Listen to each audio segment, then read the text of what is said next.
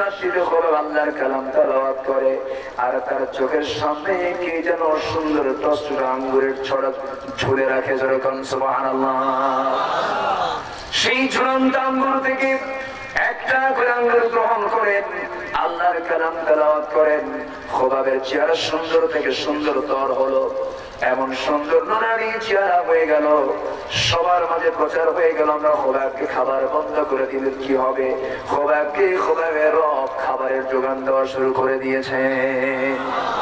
তাহলে দুনিয়া ছাড়লে দুনিয়াতেই বেহেশতের খাবার পাওয়া যায়।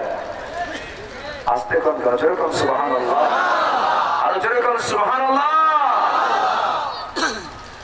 আমার বন্ধুগণ, এই দুনিয়াতে একজন মহিলা জান্নাতের খাবার ঘরের মধ্যে বসে বসে খেয়েছেন। সেই মহিলার নাম কি বলুন? আসিয়া কোথায় বলুন? কে? এই তো মারিয়াম। আলহামদুলিল্লাহ, জান্নাতের খাবার তিনি দুনিয়াতে বসে বসে খেয়েছেন।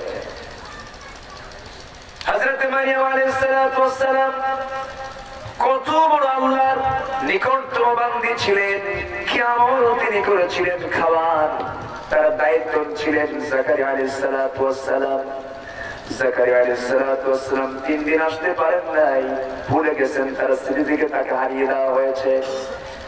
তালাবদ্ধ রেখে 3-4 দিন যখন মরিয়মের খোঁজ নিতে পারেন নাই, 3 দিন 4 দিন পর গিয়ে দেখেন তার সামনে এমন সময়ের ফলমূল গুলো তার সামনে হাজির, যে সময় সেই ফলমূল প্রোডাকশন হয় না, উৎপাদন হয় না। হযরত মারিয়ামকে জাকারিয়া আলাইহিস সালাতু ওয়াস সালাম বলেন, জাকারিয়া তুমি এগুলো কোথায় পেয়েছো? তিনি জবাব দিয়ে বলছেন, ক্বালাত হুয়া মিন ইনদিল্লাহ ইন্নাল্লাহা ইয়ারযুকু মান ইয়াশাউ বিগাইরি হিসাব। জোরে বলুন আল্লাহু আকবার। ও খালু, আমি এটা পেয়েছি আল্লাহর পক্ষ থেকে, আমি কারো প্রতি ভরসা করি নাই, ভরসা করেছি কার উপরে? আল্লাহর উপরে ভরসা করেছি। আল্লাহ আমাকে জান্নাত থেকে রিজিক দিয়েছেন। খুবাইব রাদিয়াল্লাহু তাআলা আনহু জান্নাতের আঙ্গুরের ছড়াগুলো খেয়ে খেয়ে 2 মাস পার করলেন, কিন্তু সর্বশেষ থেকে গেল তারা বলল, খুবাইব তারা কিছুদিন যদি বেঁচে রাখি আমার দলের লোকগুলো সব মুসলমান হয়ে যাবে।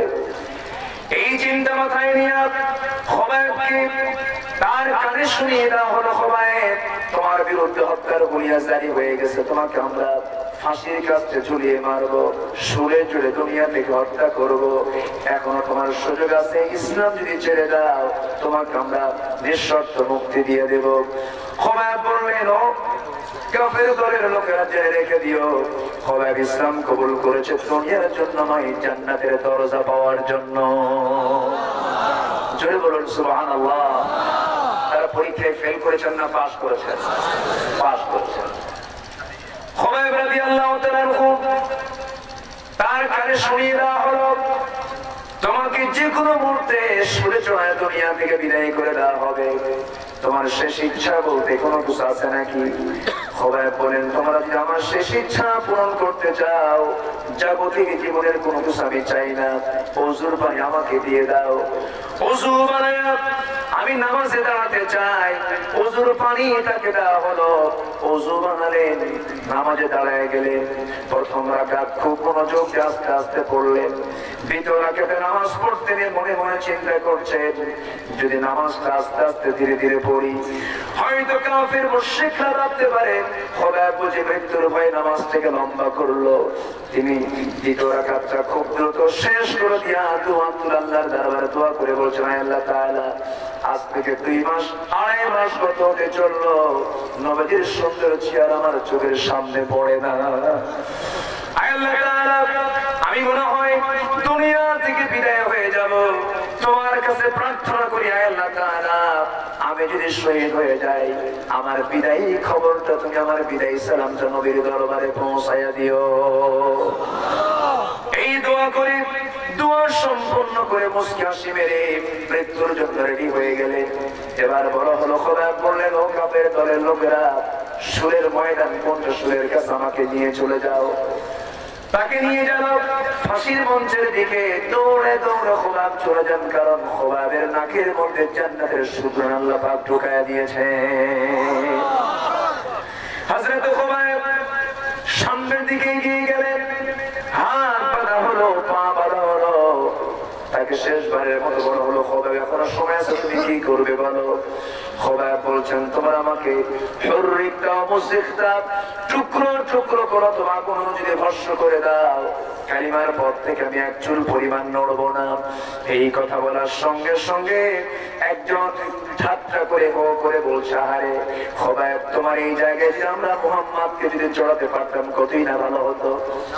খেপে গিয়ে রেগে গিয়ে সেই জায়গা থেকে অনেকগুলো থুতু জমা করে মুখের মধ্যে নিয়ে জমা করা থুতুটা তার মুখে মেরে দিলেন। মেরে দিয়ে বলছেন, আল্লাহর কসম, আমার চোখের সামনে আমার নবীজির একটা পশমের ক্ষতি হবে, আমি খোবাবটাকে কখনো সুহালে ছেড়ে দেব না। আল্লাহু আকবার বলেন। সে রাসূলকে যারা গালি দিয়েছো, তারা তো অপরাধ করেছই, তাদের যারা বিচার না করছো, তোমাদের অপরাধ কম নয়। আস্তে কবেন না, সেরকম ঠিক কিনা? সেই শাস্তি না দিয়া, সেই নাস্তিক নরধমদের শাস্তি নিশ্চিত না করে ফেরেশতা চরিত্রের আলেমদের পিঠে চাপিয়ে দিয়েছ ধর্ষণের মামলা। সম্মানিত বন্ধুগণ, ধর্ষণের মামলা আলেমদের বিরুদ্ধে তোমরা দিয়েছ, এই কথা শয়তানও বিশ্বাস করে না। ধর্ষণের সেঞ্চুরি করলো মানিক, জাহাঙ্গীরনগর ইউনিভার্সিটির স্বনামধন্য, নাকি স্বনামধন্য এই বেয়াদব ধর্ষণের সেঞ্চুরি করে সাংবাদিকদেরকে ডাক দিয়ে বললো, ছবি তোল। মিষ্টি বিতরণ করলাম, 100টা সেঞ্চুরি আমার আজকে হলো, 100টা নারীর জীবন আমি হরণ করেছি।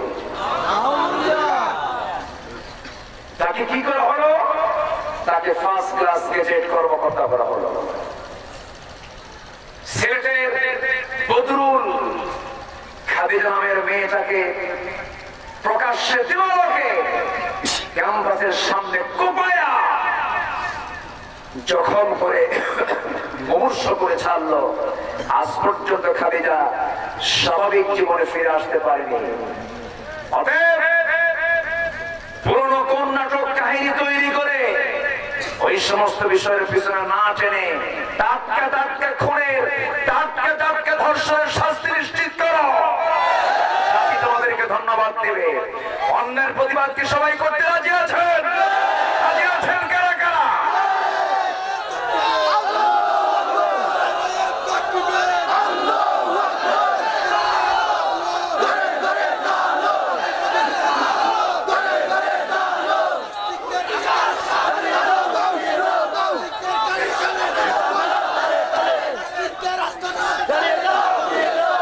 আল্লাহ সবার হাতকে কবুল করুন, জোরে বলে আমিন।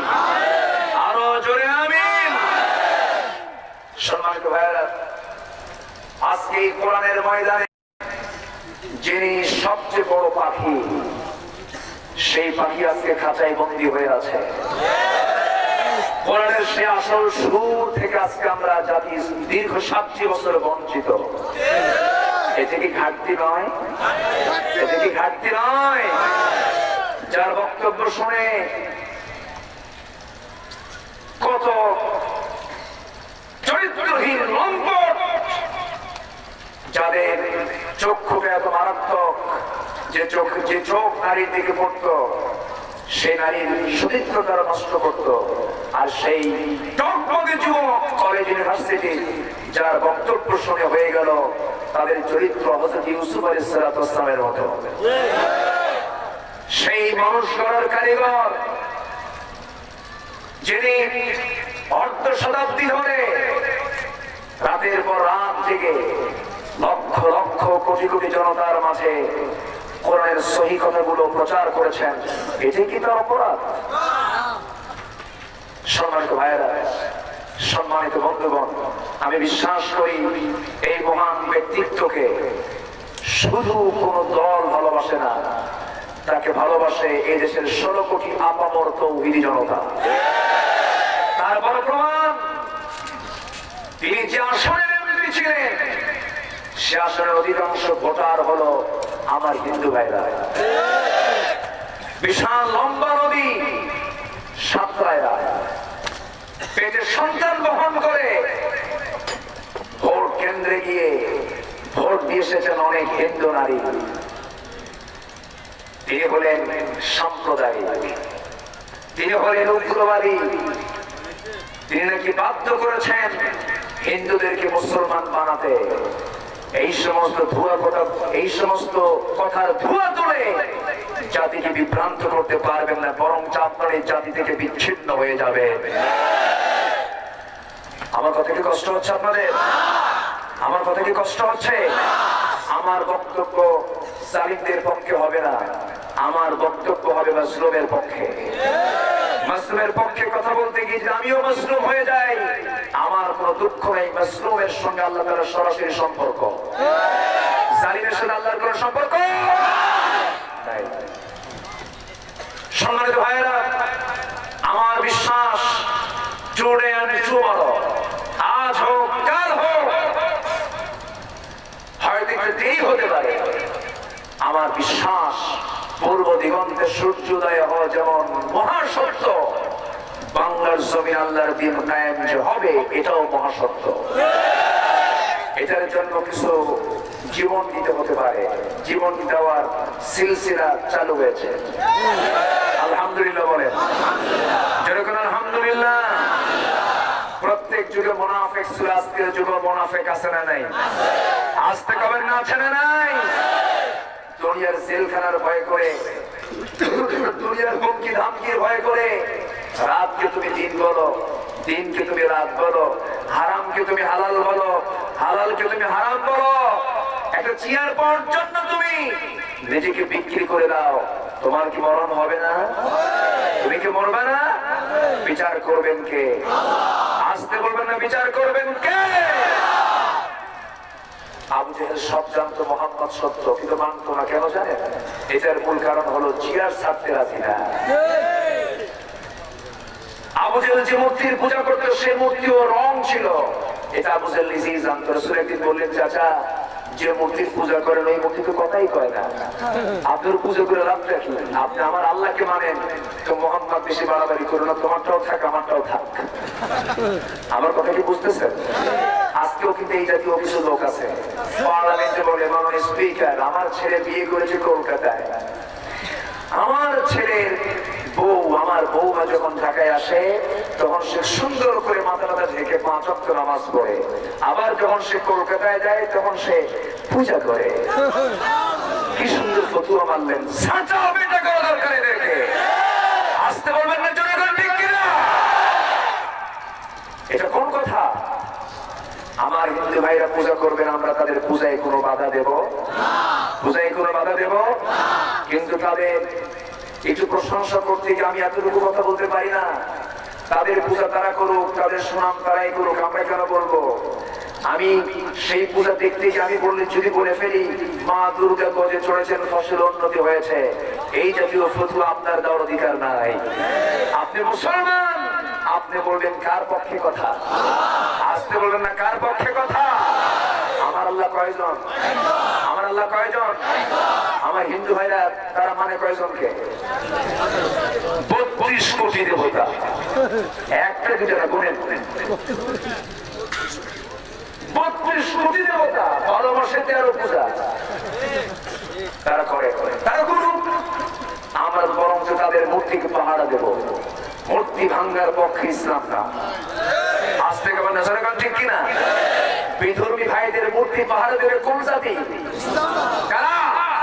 মুসলমান। এই জন্য আমার দেশের মূর্তিগুলো কেউ ভাঙতে যায় না, কিন্তু ভারতে আমার আল্লাহর ঘর তারা ভাঙতে এসেছে। আসতে কেমন নজরগান ঠিক কিনা? যারা আমার আল্লাহর ঘর ভাঙতে দ্বিধা করেনি তাদের সঙ্গে আমাদের কোনো সম্পর্ক থাকতে পারে না। কষ্ট হচ্ছে? কষ্ট হচ্ছে? সম্মানিত বন্ধুগণ, ভারতের কল্যাণ আমরা পাচ্ছি। কেমন কল্যাণ? এক নাম্বার করলেন, মাঝে মাঝে শুনি সীমান্তে মাঝে মাঝে ওরা গুলি করে আমাদেরকে মেরে ফেলে বলে জনগণ খুব বেশি হয়েছে, একটু কমায় দিচ্ছি। নাম্বার 2, যত মাদক দ্রব্য গুলো সব আসে হচ্ছে সীমান্তবর্তী এরিয়া দিয়ে খুব ইজিলি বের করে দেয়, ফেন্সিডিল, ইয়াবা, বাবা। কি ঠিক আছে না? যুবকদেরকে বলো বাবা তোমরা বাবা খাও, রাজা ভাইয়া যাও। আর মেয়েদেরকে বলা হলো তোমার ঘরের মধ্যেই থাকো, আমরা দিচ্ছি আকাশ থেকে সংস্কৃতি, স্টার জলসা, স্টার প্লাস, জি বাংলা, মা ঝিলিক, এগুলো দেখলো সব কটকটি হয়ে গেল। আমার কথা কি বুঝতেছে? এই হচ্ছে অবস্থা। আমি কি আলোচনা চালাবো? সবাই শুনতে রাজি আছেন? জোরে বলি ইনশাআল্লাহ, আর জোরে বলি ইনশাআল্লাহ। আমি কোন দয়ের পক্ষে কথা বলতে আসি না, আমি এসেছি কার পক্ষে কথা? আমার মা কি আজ থেকে 20 বছর আগে এত খারাপ ছিল, এত বদ ছিল? আমার মা তো খুব ভালো ছিলেন, কিন্তু এই চেঞ্জটা কেন হলো? এই চেঞ্জের মূল কারণ হলো যখন জাতি তার সংস্কৃতি হারিয়ে ফেলে, সে জাতি আর স্বাধীন থাকে না, পরাধীন হয়ে যায়। আজকে আমরা স্বাধীন না পরাধীন? আমাদের ড্রেস, ইসলামের ড্রেস আছে, ইসলামের তাহজিব তামাদ্দুন আছে। মেয়েরা পরে আজকে এমন ড্রেস, যে ড্রেস পরে বিধর্মীরা আছে না নেই? মা আজকে মাহফিল মা বোন আসছে, মা বোনরা আছে নাকি? মা বোনের ব্যাপারে আমি কিছু কথা বলবো, শুনতে রাজি আছেন তো আপনারা? আমার মা বোন আপনারাও কান লাগাবেন, মনোযোগ দিয়ে শুনবেন। তো কথাই তো কথা বেড়ে যায়। আমার রাসূল কারীম সাল্লাল্লাহু আলাইহি ওয়াসাল্লাম বলেন, চাচা আপনি যে মূর্তির পূজা করেন ওই মূর্তি তো কথা কয় না, ওই মূর্তির কথা বাদ দেন। আবু জাহেল বলে, মুহাম্মদ আমার এই ব্যাপারে কিছু কইও না। এবার রাসূল বলেন, চাচা যদি ওই মূর্তির মুখ থেকে বের হয় আমি আল্লাহর নবী, আপনি কি ইসলাম কবুল করবেন? আবু জাহেল কয়, তোমার মাথা কি খারাপ হয়েছে মুহাম্মদ? ওই মূর্তির কথা বলতে পারবে, এইগুলো তুমি আমারে বুঝাও। ও তো জীবনেও কথা বলতে পারবে না, দেখেন বোঝে কিনা? এবার ঠিকই বুঝতেছে। রাসূল বলেন, চাচা যদি বলে আমি আল্লাহর নবী, আপনি কি ইসলাম কবুল করবেন? আবু জাহেল কয়, মুহাম্মদ যদি আমাকে তুমি দেখাতে পারো এই মূর্তির মুখ থেকে বের হয়েছে তুমি আল্লাহর পয়গম্বর, আমি যেন তোমার শাস্তি সহ ইসলাম কবুল করব। আমার কথা কি বুঝতেছেন? রাসূল সবচেয়ে বেশি দাওয়াত দিয়েছেন কাকে? বলেন কাকে? আবু জেহেলকে। আর সালমান ফারসিকে রাসূল কি দাওয়াত দিয়েছিলেন? আল্লাহ রাসূল কিন্তু সালমান ফারসিকে দাওয়াত দেননি। আমার রাসূল কিন্তু আবু যার গিফারিকে দাওয়াত দেননি, তারা নিজে সেই ইসলাম কবুল করেছেন। আর আবু জেহেল নবীর ঘরে ঘর, নবীর পাশে তার ঘর, মাঝখানে একটা প্রাচীর। অনেকে বলে হুজুর জন্ম যদি নবীর যুগ হতো রাসূলকে সরাসরি দেখতাম, আমি কই হুজুর আবু জেহেল হইতি? আমরা থেকে বুঝে আসতেছে যা আছি আলহামদুলিল্লাহ কর, আলহামদুলিল্লাহ। মাঝে মাঝে এটা হওয়া চিন্তা। সম্মান ভাইরা, রাসূল বলেন, চাচা যদি বলে কাকে বলুক? আমার নবীজির মর্যাদা প্রকাশ পেয়ে গেল। নবীজি শাহাদাত আঙ্গুলি উঁচু করে ধরলেন, জবান খুলে বের হলো নিষ্প্রাণ মূর্তির মুখ থেকে, আশহাদু আল্লা ইলাহা ইল্লাল্লাহু ওয়াহদাহু লা শারীকা লাহু ওয়া আশহাদু আন্না মুহাম্মাদান আবদুহু ওয়া রাসূলুহু। আল্লাহু আকবার। আবু জাহেলকে মুহাম্মদ, এটা কেমন কথা? আমি ওর নিজে বানালাম, ওর পিছনে একটা বাঁশ ঢুকালাম, আবার ও কথাও কয়, কেমন হবে? উপস্থিত 9 জন একসঙ্গে দাঁড়িয়ে বলছে, আবু জাহেল এর যে মহাসত্য আর কি হতে পারে? আমরাও পড়ে ফেললাম লা ইলাহা ইল্লাল্লাহু মুহাম্মাদুর রাসূলুল্লাহ। হেদায়েতের মালিককে আসতে বলবেন না, হেদায়েতের মালিককে। আবু জাহেল গিফার গোত্রের মানুষ, কোন গোপন টেলিযন্ত্রের মধ্য দিয়ে তার কানে সংবাদ চলে গেছে। দৌড় মেরে চলে আসছেন তিনি মক্কায়। মক্কায় তালাশ করছেন রাসূল কোথায়, এরকম করে চোখ বড় বড় করে খুঁজতেছেন রাসূল কোথায়, কোথায় তার বাড়ি। আমার নবীজি গোয়েন্দা সংস্থার এসবির স্পেশাল ব্রাঞ্চের দায়িত্বে নিয়োজিত ছিলেন আলী রাদিয়াল্লাহু তাআলা আনহু। তিনি তাকে ফলো করে টের পেলেন এই লোকটা কাউকে মনে হয় খোঁজে। হযরত আলী পিছন দিক থেকে খপ করে তার হাত চেপে ধরলেন, বললেন, এই যুবক তুমি কাকে খুঁজো? এটাও কিন্তু একটা জ্ঞানের দরকার, কিছু কিনা বলেন। মানুষের বাহ্যিক কিছু সিমটম দেখলেও কিন্তু অনেকে অনেক কিছু বুঝতে পারে। এটা নাম কিন্তু ভবিষ্যৎ জানা নয়, এটা একটা আলাদা এক্সট্রা নলেজ। হযরত আলী টের পেয়ে গেলেন। হযরত আলী বললেন, তুমি কাকে যেন খুঁজতে চাচ্ছ, তুমি কাকে খুঁজতে চাও বলো। আবু যর গফারি বললেন, কেন? আমি খুঁজতে যাই যাকে, তাকে তুমি চিনবা না? আলী বলছেন, কেন? অবশ্যই তাকে চিনবো, মক্কায় আমার বাড়ি, তুমি বলো কাকে চাও। এবার বলছে, মুহাম্মদ বিন আব্দুল্লাহ নামে নাকি একজন আল্লাহর নবী আছে। হযরত আলী হঠাৎ করে তিনি তার মুখটা উঁচু করে ইশারা দিয়ে বলেন, আর বলো না, মুখটা বন্ধ করে ফেলো। এখন মক্কায় জরুরি অবস্থা ঘোষণা করেছে আবু জেহেল। মক্কার ভিতরে কোথাও প্রকাশ্যে দাওয়াত দেওয়া চলবে না, কেউ যেন না জানে তুমি কাকে খুঁজতে এসেছো। চলো আমার সঙ্গে আস্তে আস্তে করে চলো। হযরত আলী সঙ্গী করে নবীর কাছে চলে গেলেন। নবীর কাছে যাওয়া মাত্রই নবীর চেহারার দিকে যখন নজর দিয়েছেন, আমার নবীকে আল্লাহ পাক এত সুন্দর করে সৃষ্টি করেছেন, নবীর চেহারার দিকে তাকা আবু যর গফারি সঙ্গে সঙ্গে গোপনে গোপনে পড়ে ফেললেন, লা ইলাহা ইল্লাল্লাহু মুহাম্মাদুর রাসূলুল্লাহ সাল্লাল্লাহু আলাইহি ওয়াসাল্লাম। আবু যর গফারি বললেন, ইয়া রাসূলুল্লাহ, আপনি যে আল্লাহর নবী তার বড় প্রমাণ হলো আপনার সুন্দর চেহারা। এমন সুন্দর চেহারার মানুষ আমার জীবনে চোখে পড়ে নাই। আপনি এত সুন্দর মানুষ, আপনি আল্লাহর নবী হবেন। আমার নবীজি বলেন, আবু যর, ইসলাম তো কবুল করলে, তবে একটা কথা, এই কথা যেন মক্কার কোনো মানুষ যেন না জানতে পারে এই মুহূর্তে। আচ্ছা ঠিক আছে। কালিমার ঘোষণা দিয়া আল্লাহর ঘর জিয়ারতের জন্য যখন কাবার সামনে যখন দাঁড়ালেন, কাবার দরজার দিকে নজর দিলেন। কাবার দরজার দিকে নজর দেওয়া মাত্রই আবেগটাকে ধরে রাখতে পারলেন না। এত বড় মহাসত্যকে আর গোপন করা যায় নাকি? আবু যর গফারি চিৎকার মেরে সঙ্গে সঙ্গে সবাইকে সম্মুখে রেখে বললেন, লা ইলাহা ইল্লাল্লাহু মুহাম্মাদুর রাসূলুল্লাহ সাল্লাল্লাহু আলাইহি ওয়াসাল্লাম। এই কালেমার ঘোষণা যখন দিয়ে দিলেন, সঙ্গে সঙ্গে সমস্ত কুরাইশরা তাকে ভীমরুলের মতো, মৌমাছির মতো সে খপ করে তাকে কামড় মারতে লাগলো। মারতে মারতে কিল ঘুষি থাপ্পড় মারতে মারতে জমিনে ফেলে দিল, রক্তাক্ত করে দিল। তৎক্ষণাৎ আবু জেহেল সে তাকে বাঁচায় দিয়ে বলছে, ওই যুবক, তোর পরিচয়টা কি? আমার বাড়ি গেফার, আমি গেফার গোত্রের মানুষ, আমার নাম হচ্ছে আবু যর গফারি। সঙ্গে সঙ্গে জিহ্বায় কামড় মেরে আবু জেহেল বলে, খবরদার, আর তোরা তাকে মারতে যাস না, কারণ মরে গেলে কিন্তু সিগারেট ব্যবসা বন্ধ হয়ে যাবে। আবু যর গফারি সেই জায়গা থেকে কোনো মতে প্রাণে বাঁচায় বের হয়ে আসলেন। রাসূল তাকে পরবর্তীতে বললেন, আবু যর, তোমাকে গোপন করতে বলেছিলাম, কেন প্রকাশ করে দিল? আবু যর বলছেন, ইয়া রাসূলুল্লাহ, শুধু মক্কার মানুষকে কেন, আমার মন চাচ্ছে গোটা দুনিয়ার মানুষকে মহাসত্যের বাণী প্রচার করে দেই। যেরকম সুবহানাল্লাহ, আরো জোরে সুবহানাল্লাহ।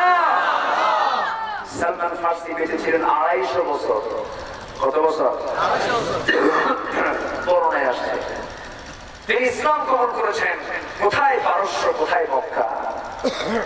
খুঁজে খুঁজে বের করে রাসূলের হাতে বায়াত নিয়ে কালিমাওয়ালা হয়ে গেছে। হেদায়েতের মালিক কে? আল্লাহ। হেদায়েত চাইতে হবে কার কাছে? আল্লাহর কাছে। খুবাইবকে যখন সুরে চড়ানো হবে, সেই সময় 2 হাত বাঁধা হলো। এটা মক্কার ঘটনা। এই আয়াত নাযিল হয়েছে মদিনায় না মক্কায়? মদিনায় না মক্কায়? মক্কায়। 2 হাত বেঁধে দেওয়া হলো। খুবাইবকে শেষবারের মতো বলা হলো, খুবাইব, এখনো সময় আছে, তোমার জীবন বেঁচে যাবে। খোবাইব বলছেন যত কিছুই বলো না কেন আর বাঁচতে চাই না, মন আর বাঁচতে চাচ্ছে না, কারণ নাকের মধ্যে জান্নাতের ঘ্রাণ আমি পেয়ে গেছি। এই কথা শোনা মাত্র একজন কাফের এসে তার সোজা ডান হাতে মেরে দিল, তার ডান হাতটা ছিটকে পড়ে গেল। কিন্তু খোবাইব এই আঘাত সহ্য করতে গিয়া না কেঁদে খোবাইব মুসকি মুসকি হাসতেছে। যখন বাম হাতে আঘাত করা হলো, বাম হাতটা কেটে ছিটকে পড়ে গেল। এবার তিনি একটু চিৎকার মেরে মেরে হাসতেছেন। প্রশ্ন করা হলো, খোবাইব রে, আমরা তোমার হাত কেটে দিই, তুমি মুসকি মুসকি হাসো কেন, এর কারণটা কি? খোবাইব বলছেন তোমার আমার একটা করে অঙ্গ আমার শরীর থেকে সরাই দিচ্ছে আল্লাহ পাক, আমার চোখের সামনে জান্নাতের হুরগুলো দেখায় দিতেছে। ডান পা বাম পা কেটে ফেলা হলো। এরপরে একজন কাফের এসে তার কলিজা বরাবর নেশা তরবারি ঢুকায় দিল। খোবাইব দুনিয়া থেকে বিদায় হয়ে গেলে আমার নবীজি মদিনার মসজিদে সাহাবায়ে কেরামকে নিয়ে কথা বলতেন, হঠাৎ করে কথা বন্ধ করে দিয়া হাত উঁচু করে বলছেন সালামুন আলাইকা ইয়া খোবাইব, সালামুন আলাইকা ইয়া খোবাইব। হে খোবাইব তোমাকে সালাম, হে খোবাইব তোমাকে সালাম। সাহাবীরা বলছেন ইয়া রাসূলুল্লাহ, খোবাইবকে আপনি সালাম দিচ্ছেন কেন? খোবাইবের কি হয়েছে? আমার নবীজি বলছেন সাহাবীরা রে, আমি নিশ্চয়ই আমার নবুয়তি চোখে দেখতে পাচ্ছি আমার খোবাইব দুনিয়াতে বেঁচে নাই, আমার খোবাইব জান্নাতের পাখি হয়ে জান্নাতের মধ্যে উড়ে বেড়াতেছে। জোরে বল সুবহানাল্লাহ, আরো জোরে বল সুবহানাল্লাহ। রাসূলকে ভালোবাসলে তার পুরস্কারটা কি? জান্নাত। ইসলামকে গ্রহণ করলে তার পুরস্কারটা কি? সুবহানাল্লাহ বলেন। সম্মানিত ভাইরা, সেই রাসূলকে জীবনের একমাত্র আদর্শ হিসেবে গ্রহণ করতে হবে। এটা হচ্ছে ঈমানের দাবি। কিসের দাবি? রাসূলকে ডাক দিয়েছেন ইয়া আইয়ুহাল মুদাসসির, হে বস্ত্রাচ্ছাদিত ব্যক্তি, আপনি দাঁড়ান, আপনি দাঁড়ান। আল্লাহ পাক এখানে তাকে 6টা কাজের অর্ডার দিয়েছেন। কয়টা কাজের? আসতে বলবেন না, কয়টা কাজের? 6টা কাজের। আমার নবীজিকে 6টি কাজের অর্ডার দেওয়া হয়েছে। এর মধ্যে 1 নম্বর হলো আপনি দাঁড়ান। এর মানে হলো বসে থেকে দাঁড়ানো নয়, এর মানে হলো আপনার কোমর সোজা করুন। যদি ষড়যন্ত্রবাদীর শক্তি করুক না কেন, আপনাকে কেউ পরাজিত করতে পারবে না। ইমানদারের সাথে কে আছেন? আসতে বলবেন না, কে আছেন? আরো জোরে বলেন, কে আছেন? আমার বন্ধুগণ, আল্লাহ রাব্বুল আলামিন বলেন 5টা গুণ তুমি অর্জন করো, আমি তোমাকে জান্নাত দিয়ে দেব। 1 নম্বর গুণ হলো ঈমান আনতে হবে। আল্লাহ রাব্বুল আলামিন বলেন ইন্নাল্লাযীনা আমানু ওয়া আমিলুস সালিহাত কানাত লাহুম জান্নাতুল ফিরদাউসি নুজুলা। জোরে বলুন আল্লাহু আকবার। নাম্বার 2 হলো আমলে সালেহ করতে হবে, আল্লাহ পাক থেকে জান্নাত দিবেন। নাম্বার 3 হলো মুত্তাকি হতে হবে। ইন্নাল মুত্তাকিনা ফি জান্নাতিন ওয়া উয়ুন। নাম্বার 4 হলো রবের প্রতি বিনয়বান হতে হবে, বিনয়ী হয়ে যেতে হবে। আল্লাহ বলেন ইন্নাল্লাযীনা আমানু ওয়া আমিলুস সালিহাতি ওয়া আখবাতু ইলা রাব্বিহিম উলাইকা হুমুল জান্নাহ। জোরে বলুন আল্লাহু আকবার। এই সমস্ত গুণগুলো অবশ্যই জীবনে অর্জন করতে হবে। নাম্বার 5 হলো আল্লাহর জমিনে দিন কায়েমের জন্য জান মাল কুরবানি করে দিতে হবে। সবাইকে দিতে রাজি আছেন? সবাইকে দিতে রাজি আছেন? আল্লাহ জান্নাত দিবেন, শর্ত হলো আল্লাহ চাচ্ছেন বান্দার কাছ থেকে কয়টা জিনিস? আসতে বলবেন না, কয়টা? আরো জোরে, কয়টা? আল্লাহ রাব্বুল আলামিন বলেন সূরা তাওবার ভিতরে ইন্নাল্লাহা আশতারা মিনাল মুমিনিনা আনফুসাহুম ওয়া আমওয়ালাহুম বিআন্না লাহুমুল জান্নাহ يقاتلون في سبيل الله يقتلون ويقتلون وعدا عليه حقا في التوراة والإنجيل والقرآن جربنا الله أكبر الله رب العالمين মুমিনের জান এবং মালকে জান্নাতের বিনিময়ে কিনে নিয়েছেন। এরা কি করবে? আল্লাহর রাস্তায় সংগ্রাম করবে, নিজেরাও শহীদ হয়ে যাবে, অপরকেও দুনিয়া থেকে বিদায় করে দেবে। এই কাজ যদি বান্দা করতে পারে, এবারে দুনিয়া ওপারে সোজা জান্নাত, তার কোনো বিচার করা লাগবে না। যেরকম সুবহানাল্লাহ। কার কথা? আসতে বলবেন না কার কথা? আমার বন্ধুগণ, রাসূলকে গালি দিলে পরে কোন মুসলমান কি বসে থাকতে পারে নাকি? আসতে বলবেন না, বসে থাকতে পারে নাকি? বসে থাকতে পারে না। আমার বন্ধুগণ, রাসূলকে গালি দিয়েছিল আবু লাহাব। আল্লাহ পাক নিজেও সহ্য করেন নাই, আল্লাহ নিজে তার পাল্টা জবাব দিয়ে বলেছেন, যারা পারেন সঙ্গে পড়ুন, তাব্বাত ইয়াদা আবি লাহাব